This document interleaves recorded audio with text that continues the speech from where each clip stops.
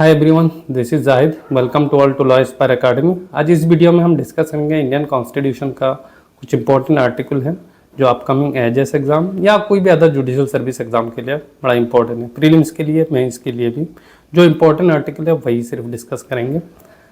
ठीक है, तो स्टार्ट करते हैं। पहला चीज़ है, आर्टिकल में आने से पहले प्रीएम्बल जो है बहुत ही इंपॉर्टेंट टॉपिक है। ठीक है ना, प्रीएम्बल से क्वेश्चन प्रीलिम्स में दोनों में आता है। प्रीएम्बल्स में किस तरीके से क्वेश्चन है, जो प्रीएम्बल्स को पूरा देखना है आपको ना, उसमें बहुत सारे क्वेश्चन जो वर्ड यूज टर्म यूज़ किया गया है ना, उस टर्म से भी क्वेश्चन आ सकता है। सेकुलरिज्म का मीनिंग, ठीक है ना, सुवरेनिटी, तो इसके बाद रिपब्लिक, डेमोक्रेटिक, तो इस तरीके से जो वर्ड है ना, इनको भी, टर्म को भी डिफाइन करने के लिए मैं इसमें भी आ जाता है। ठीक है ना, तो ये चीज़ देखना है। दूसरा जो चीज़ें हैं, इंपॉर्टेंट पार्ट है, preamble is a part of the constitution और नॉट। ये भी बड़ा इंपॉर्टेंट टॉपिक है। Preamble is the part of the constitution और नॉट, है ना, ये भी बड़ा इंपॉर्टेंट चीज़ है।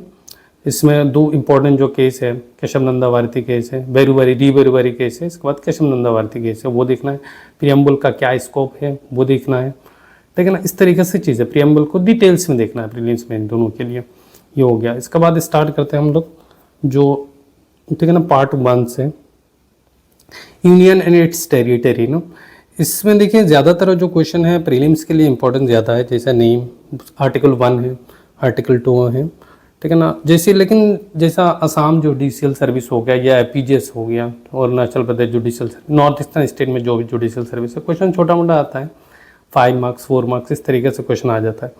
तो इसलिए क्या हो जाता है, इस तरीके से जो आर्टिकल 3 है, 2 है, वो भी मेंस के लिए भी इंपॉर्टेंट हो जाता है। ठीक है ना, आर्टिकल 4 भी है, तो ये आर्टिकल देखना है। इसके बाद जो नेक्स्ट चैप्टर है वो सिटीजनशिप का है ना।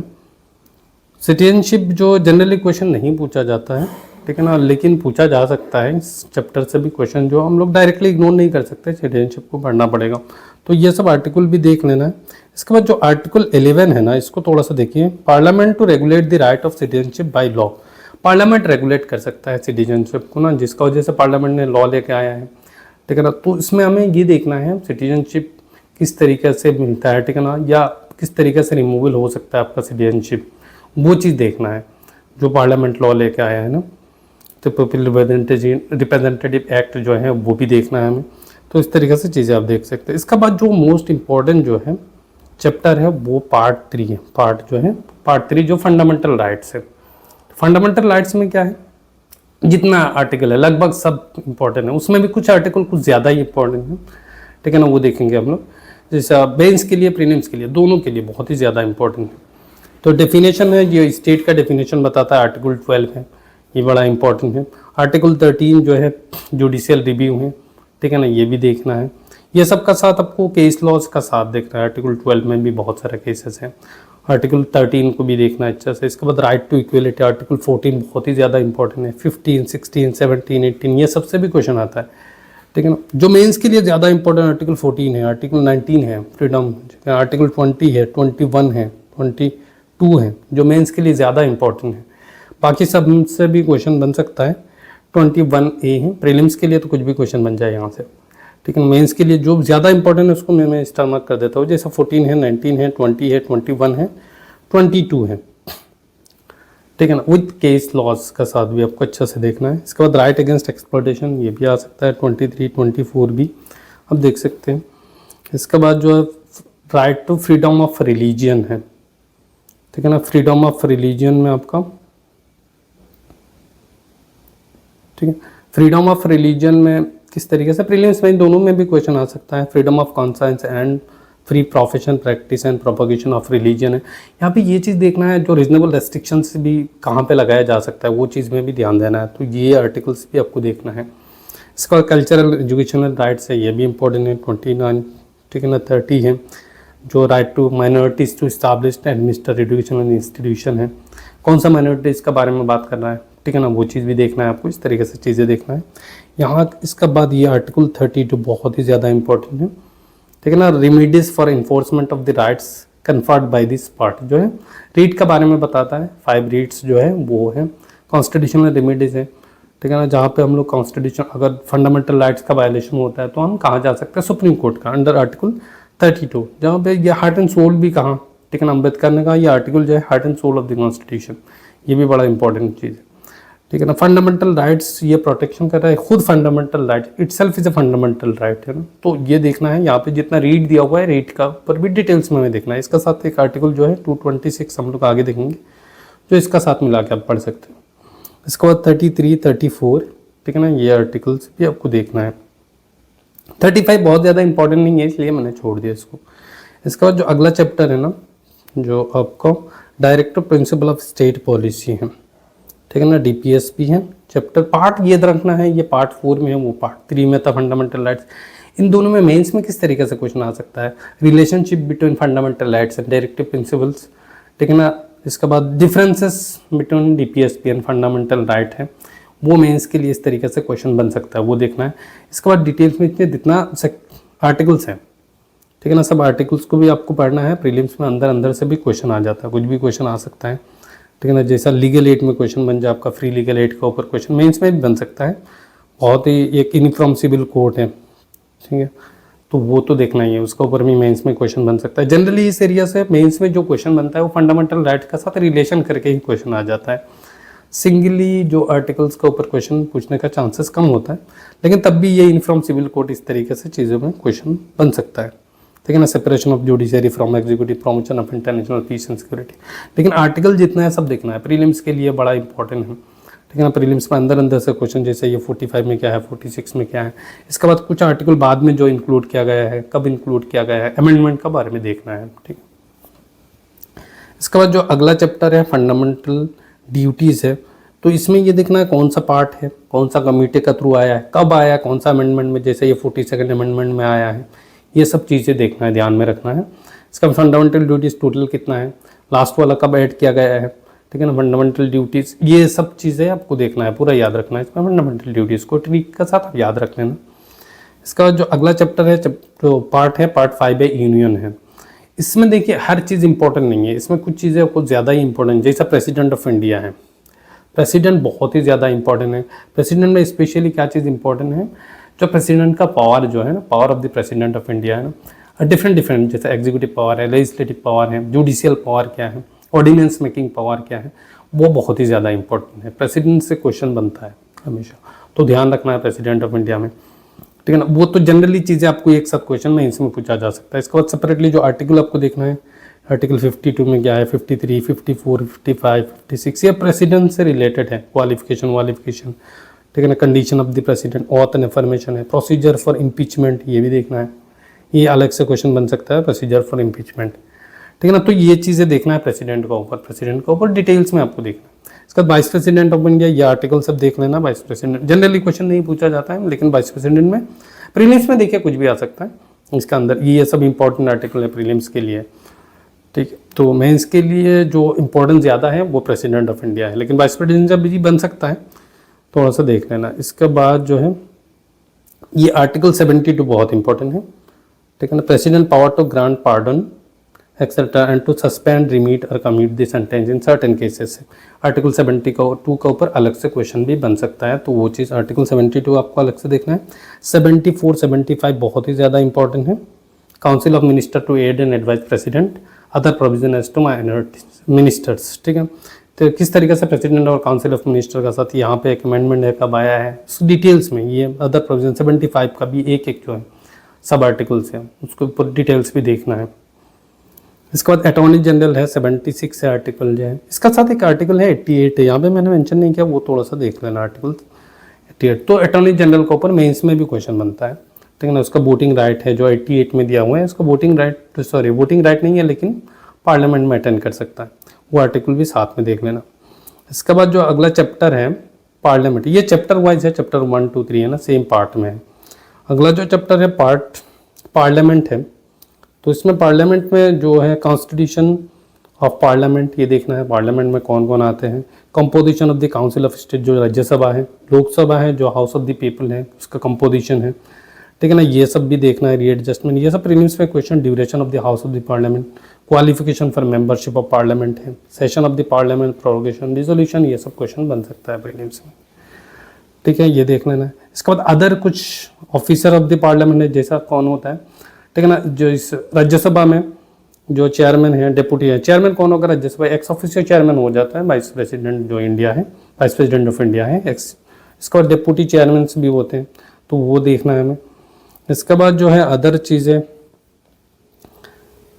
90 जो है vacation and resignation of removal from the office of deputy chairman किस तरीके से होता है। इसके बाद जो स्पीकर है लोकसभा में, डिप्टी स्पीकर है, उनका बारे में भी देखना है, उनका रिमूवल किस तरीके से, वेकेशन रेजिग्नेशन से किस तरीके से, किसको देते हैं। ये सब भी प्रीलिम्स में क्वेश्चन पूछते हैं। रेजिग्नेशन अगर दे रहे हैं तो किसको देंगे, किस तरीके से देंगे, ठीक है, वो चीज़ें देखना है आपको। तो ये आर्टिकल्स इंपॉर्टेंट है, 89 हो गया, 90, 93 एंड 94, ठीक है ना। बीच में आर्टिकल को छोड़ रहा हूँ मैं, देख लेना आप, बहुत सारे आर्टिकल मैं छोड़ रहा हूँ, बहुत ज़्यादा इंपॉर्टेंट नहीं है, जो ज़्यादा इंपॉर्टेंट है वही डिस्कस करेंगे। कंडक्ट ऑफ द बिजनेस 100 जो है, voting in the houses of power of the parliament to act. यहाँ पे जो इंपॉर्टेंट चीज़ है वो कोरम है, ठीक है ना। कितना कोरम चाहिए, मतलब कितने लोग होना चाहिए पार्लियामेंट में, कितना % लोग होंगे तब भी पार्लियामेंट चल सकता है, ठीक। तो ये 1/10 होना चाहिए, ये चीज़ भी देखना है, कोरम भी देख लेना। डिस्क्वालिफिकेशन ऑफ मेंबर्स जो है, ठीक है, 101 है डिस्क्वालिफिकेशन ऑफ मेंबरशिप, ये भी देख लेना है। 102 है आर्टिकल। इसके बाद बड़ा इंपॉर्टेंट आर्टिकल है एक 105 है, आर्टिकल 105 है, power of the power privilege etcetera of the house of the parliament and to members of the committee thereof, ठीक है ना, पावर। ये बड़ा इंपॉर्टेंट आर्टिकल है। इसका जो आर्टिकल 194 है उसको भी देखना है, आर्टिकल 105 का साथ। ये बड़ा इंपॉर्टेंट क्वेश्चन है मेंस के लिए, प्रीलिम्स में भी पूछा जा सकता है। इसका लेजिस्लेटिव पावर और भी कुछ आर्टिकल हैं, जैसा provision as to introduction of passing of bill है, किस तरीके से प्रोसीजर है, ये चीज़ देख लेना है। जॉइंट सिटिंग किस तरीके से होता है in both house in certain cases, कौन सा केसेस में। मनी बिल बहुत ही इंपॉर्टेंट क्वेश्चन है मेंस के लिए, ठीक है ना। मनी बिल जो है, स्पेशल प्रोसीजर मनी बिल का डेफिनेशन 110 में है और इसका स्पेशल प्रोसीजर 109 में है। कहाँ पे उठा सकते हैं मनी बिल, कौन डिसाइड करेगा ये मनी बिल है कि नहीं। तो प्रीलिम्स में इस तरीके से क्वेश्चन बनता है, मेंस में भी क्वेश्चन बनता है, उसको बहुत डायरेक्टली क्वेश्चन आ जाता है, तो ये चीज़ ध्यान रखना है। इसका प्रोसीजर फॉर एनुअल फाइनेंशियल जो है, एनुअल फाइनेंशियल स्टेटमेंट जो बजट है हम लोग जनरली जानते हैं, बजट वर्ड यूज़ नहीं किया गया, ये भी ध्यान रखना है। एनुअल फाइनेंशियल स्टेटमेंट है, कौन उठाता है, ये चीज़ भी ध्यान रखना है। Special provision as to the financial bills है, ये भी आर्टिकल इंपॉर्टेंट है। 112 है, इसके बाद 117 है। इसके बाद जो अगला आर्टिकल 123 को हम लोग देखेंगे, power of the president of ordinance making power है प्रेसिडेंट का, बहुत ही इंपॉर्टेंट है। जैसा गवर्नर का हम लोग आगे देखेंगे 213 में, आर्टिकल पूरा याद होना चाहिए ये सब। आर्टिकल 123 में ordinance making power of president है, कब कर सकते हैं, उसके ऊपर अलग से सेपरेटली क्वेश्चन मेंस पे बन सकता है। आर्टिकल भी प्रीलिम्स में पूछा जा सकता है, ध्यान रखना है।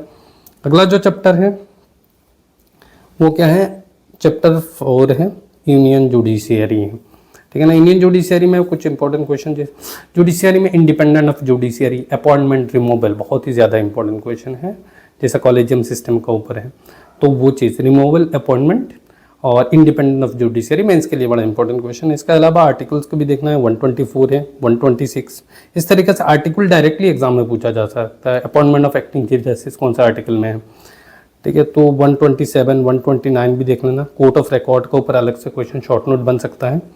Original jurisdiction of the supreme court 131 है, अलग से क्वेश्चन बन सकता है। जैसा अपीलेट ज्यूरिडिक्शन, ये सब आर्टिकल है, ठीक है ना, 134A तक है। तो अपीलेट ज्यूरिडिक्शन कॉन्स्टिट्यूशनल मैटर्स है, अपीलेट सिविल मैटर्स में है, क्रिमिनल मैटर्स में है, तो अपीलेट ज्यूरिडिक्शन अलग अलग सेपरेटली ये आर्टिकल देखना है। 131 में ओरिजिनल ज्यूरिडिक्शन है, 132, 33, 34 है जो सर्टिफिकेट देता है हाई कोर्ट सुप्रीम कोर्ट के जाने के लिए, तो ये देखना है। इसके बाद 136 है, SLP है, स्पेशल लीव पिटीशन है, अलग से क्वेश्चन बन सकता है कॉन्सेप्ट। इसके बाद 137 में रिव्यू है, review of the judgement by the supreme court review कर सकते हैं, तो ये भी देखना है। 138 में enlargement of the jurisdiction of the supreme court, parliament कौन कर सकता है, पार्लियामेंट कर सकता है, ये सब चीज़। इसके बाद 140 में एंसिलरी पावर्स हैं सुप्रीम कोर्ट का, वो देखना है। 141 भी बड़ा इंपॉर्टेंट है, law declared by the supreme court to binding all courts, ना जितना कोर्ट्स है, लेकिन सुप्रीम कोर्ट को ऊपर बाइंडिंग नहीं है, वो चीज़ है। इसमें केस लॉज भी देखना है इंपॉर्टेंट। इसके बाद 143 में जो power of the president to consult supreme court, advisory power है जो प्रेसिडेंट का, ठीक है, सुप्रीम कोर्ट को कंसल्ट कर सकते हैं, ये आर्टिकल भी बहुत ज़्यादा इंपॉर्टेंट है, ठीक है ना। ये हो गया, आगे बढ़ते हैं। जो कैग है ना, comptroller and ऑडिटोरियल general of India, इसके ऊपर अलग से क्वेश्चन बन जाता है, सीधा पब्लिक पर्सन, ठीक है ना, प्रोटेक्ट करता है, ये सब चीज़ें आर्टिकल डायरेक्टली ये 148 से लेकर 151 तक देखना है आपको, ठीक है ना। इसके ऊपर अलग से मेंस में भी क्वेश्चन बन जाता है। इसके बाद एग्जीक्यूटिव पावर चैप्टर 2 है, जो एग्जीक्यूटिव पावर ऑफ गवर्नर है, ठीक है ना, पार्ट 5 में कम। तो इसमें क्या है, गवर्नर ऑफ स्टेट्स, ठीक है ना। गवर्नर का ऊपर भी प्रेसिडेंट का जैसा क्वेश्चन है, इस तरीके से क्वेश्चन बन सकता है, पावर ओवर में क्वेश्चन बन सकता है। वो चीज़ देख लेना, जितना आर्टिकल रिलेटेड है वो देख लेना है। इसका advocate general of the state है, तो जैसा अटॉर्नी जनरल है इस तरीके से एडवोकेट जनरल है 165 का अंदर, वो देख लेना है हमें। चैप्टर लेजिस्लेटिव, ठीक है ना, लेजिस्लेचर और जनरल, जैसा ना ये पार्ट जो है और जो पार्लियामेंट का पार्ट है लगभग सेम चीज़ें हैं, तो कंपोजिशन उस तरीके से आप मिला के भी आर्टिकल को देख सकते हैं। लेकिन पार्लियामेंट वाला पार्ट ज़्यादा इंपॉर्टेंट है एग्जाम पॉइंट ऑफ व्यू से ना, ये पार्ट भी आपको देखना है। इस पार्ट में जो इंपॉर्टेंट आर्टिकल है उसको मैंने लिया है, लेकिन पार्लियामेंट वाला पार्ट ज़्यादा इंपॉर्टेंट। 177 में जैसे स्टेट लेजिस्लेटिव असेंबली में किस तरीके से कंपोजिशन क्या है वो है। 171 में लेजिस्लेटिव काउंसिल का ना, तो काउंसिल हर स्टेट में नहीं, कौन कौन सा स्टेट में, कितना स्टेट में है वो ध्यान रखना है। ड्यूरेशन कितना होगा, क्वालिफिकेशन ऑफ मेंबर्स स्टेट का क्या होगा। इसके बाद जो 194 अभी हम लोग बात कर रहे थे 105 का साथ ना, प्रिविलेज जो है, पावर प्रिविलेज एंड इम्यूनिटीज़ क्या है मेंबर का, ठीक है ना, स्टेट लेजिस्लेचर का जो मेंबर है, या 105 में जो बात कर रहे थे पार्लियामेंट मेंबर का क्या इम्यूनिटीज़ है, पावर है, प्रिविलेजेस है, वो देखना है, इंपॉर्टेंट बहुत है वो। इसके बाद जो है लेजिस्लेटिव जो ये ऑर्डिनेंस मेकिंग पावर है, प्रेसिडेंट का भी 123 के हम लोग डिस्कस किया अभी, 213 में गवर्नर का है, तो वो देखना इंपॉर्टेंट है। इसका बाद जो है हमारे चैप्टर 5 में क्या आ गया, हाई कोर्ट्स आ गया, high courts of the states हैं, ठीक है ना। High courts of the states में क्या हो जाएगा कम से कम, इसमें भी कुछ आर्टिकल में डायरेक्टली क्वेश्चन कम बनता है मेंस में, प्रीलिम्स में इस तरीके से ना हाई आर्टिकल से क्वेश्चन बन जाता है। कोर्ट ऑफ रिकॉर्ड है ये तो बन सकता है, इसका 216 है constitution of the high court. इसका बाद appointment and condition of the office of the जज ऑफ द हाई कोर्ट है, appointment of the acting chief justice कौन सा आर्टिकल में है, तो इस तरीके से आर्टिकल को भी याद रखना है, थोड़ा सा पढ़ लेना। 226 बहुत ज़्यादा इंपॉर्टेंट है, 227 ये ज़्यादा इंपॉर्टेंट है, मेंस में भी आ जाता है। इसके बाद सबऑर्डिनेट कोर्ट्स है जो मेंस में क्वेश्चन बन सकता है। प्रीलिम्स में देखिए ये सब में किसी से भी क्वेश्चन बन सकता है, और मेंस में कुछ आर्टिकल्स है जैसे 233 हो गया, 235 हो गया, इस तरीके से आर्टिकल्स है। सबऑर्डिनेट कोर्ट का appointment, control over the subordinate courts कौन कंट्रोल करता है, इस तरीके से क्वेश्चन बन सकता है, तो ये देखना है हमें। इसके बाद जो है यूनियन टेरिटरीज है, यूटी में ज़्यादा आर्टिकल याद नहीं रखना है, 2 आर्टिकल को थोड़ा सा रीड मान लेना है। Administration of the union territories 239 और जो स्पेशल प्रोविजन है दिल्ली के लिए 239A में है ना, तो वो देखना है। इसका बाद जो है पंचायत है, इस तरीके से पंचायत हो गया, म्यूनसिपैलिटीज़ हो गया, कोऑपरेटिव सोसाइटीज़ हो गया। इसमें आर्टिकल इतना याद रखने का ज़रूरत नहीं, कॉन्सेप्ट को पता होना चाहिए, और ज़्यादा इंपॉर्टेंट जो चीज़ें हैं ये पंचायत में कॉन्सेप्ट आपको हो। इसके बाद ये पार्ट किस में है, 9 में है, कौन सा अमेंडमेंट में आया है ये भी याद रखना है, जैसे ये 73rd अमेंडमेंट में आया है। ये म्यूनसिपैलिटी जो है कौन सा पार्ट में, 9A में है, कौन सा अमेंडमेंट, 74th अमेंडमेंट।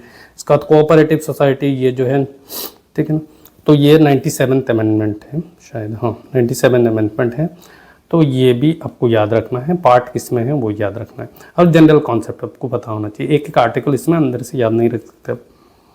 इसके बाद जो है पार्ट 10 है, शेड्यूल एंड ट्राइबल एरियाज है, जो इसे 244 में additional schedule and tribal areas है, और 244A में जो है ना कुछ स्टेट का, इसमें कौन कौन सा स्टेट आ जाता है वो भी देखना। Formation of the autonomous state comprising certain tribal areas of Assam and the creation of local legislator, तो ये दोनों आर्टिकल को भी देखना है।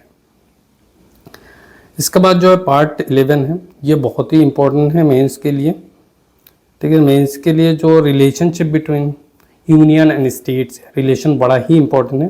जैसा इंपॉर्टेंट सबसे ज़्यादा जो इंपॉर्टेंट है लेजिस्लेटिव रिलेशन है, तो इसमें ये सब लेजिस्लेटिव रिलेशन डायरेक्टली भी आ सकता है, पूरा एकदम पूरा ये लेजिस्लेटिव रिलेशन 245 से लेकर 255 तक है ना, तो वो डायरेक्टली एक क्वेश्चन बन सकता है, और इसका बाद भी सेपरेटली भी कुछ क्वेश्चन बन सकता है। जो सेपरेटली क्वेश्चन बनता है कुछ आर्टिकल जैसा है वो वहाँ से ज़्यादा पूछता है, जैसा 245 हो गया, 246 हो गया, जो इंपॉर्टेंट है वो बात कर रहा हूँ मैं, ठीक है ना। इसके बाद सब पढ़ना है, 248 है रेसिडुअरी, लेकिन ये भी पढ़ना है, लेकिन ज़्यादा इंपॉर्टेंट जो चीज़ें हैं ये प्रीलिम्स में पूछा जाता है। 249 है, ये स्टेट लिस्ट का सब्जेक्ट में नेशनल इंटरेस्ट में कौन बना सकता है राज्यसभा, कितने दिन के लिए, 1 ईयर के लिए, इस तरीके से क्वेश्चन बन जाएगा, ठीक है ना। इसके बाद 250 को भी देखना है, 260 को भी, स्टेट इमरजेंसी अगर लगेगा तो पार्लियामेंट भी लॉ बना सकता है स्टेट लिस्ट में भी। ये 246 में लिस्ट है ना, 3 लिस्ट के बारे में जो 7 शेड्यूल में है उसके बारे में।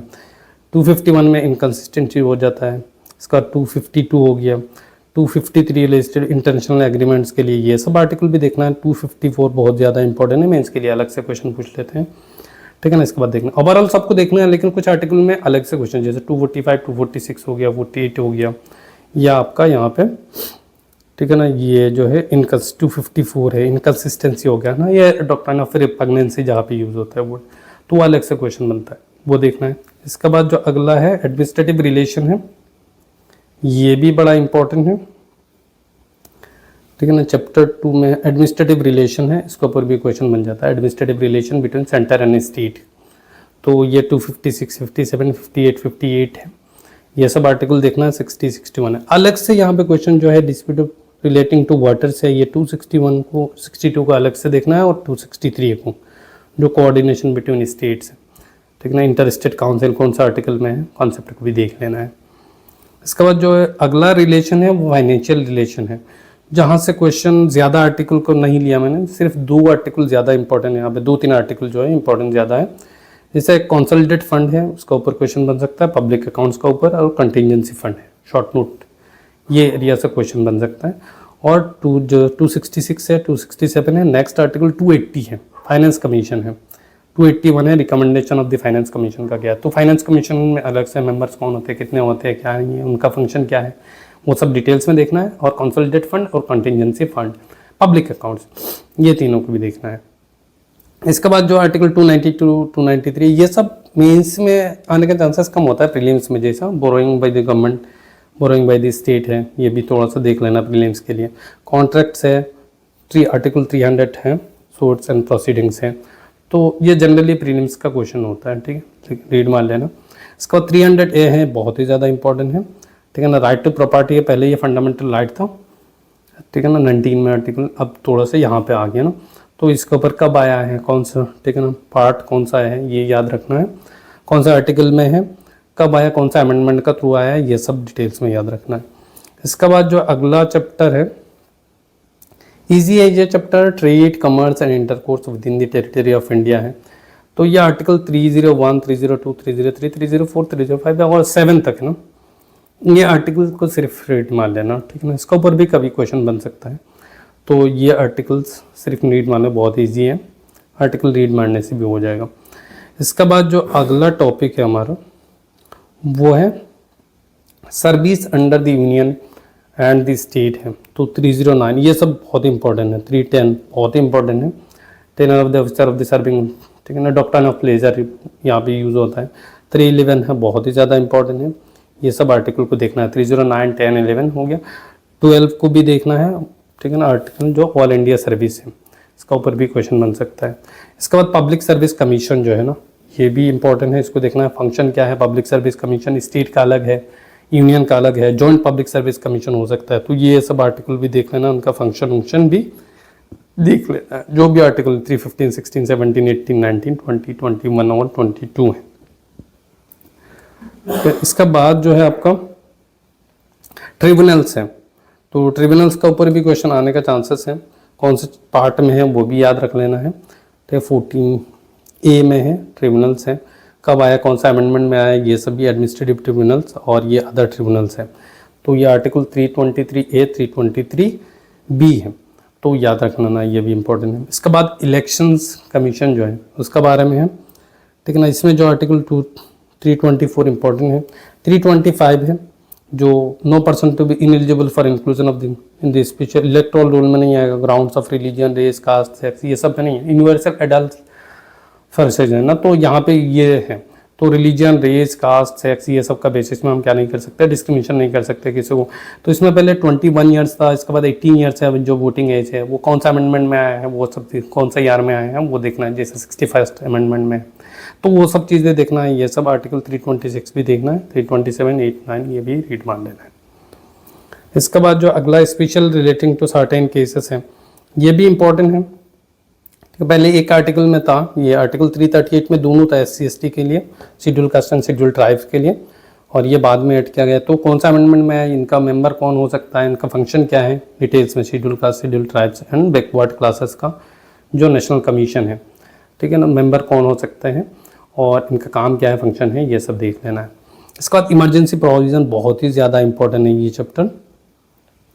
ठीक है ना। इसमें 352 में क्या है, नेशनल इमरजेंसी है जिसको हम लोग जानते हैं प्रोक्लेमेशन ऑफ इमरजेंसी है, और 356 में हमारा स्टेट इमरजेंसी है, और 356 में स्टेट इमरजेंसी और 360 में फाइनेंशियल इमरजेंसी, जो कभी अभी तक नहीं लगा।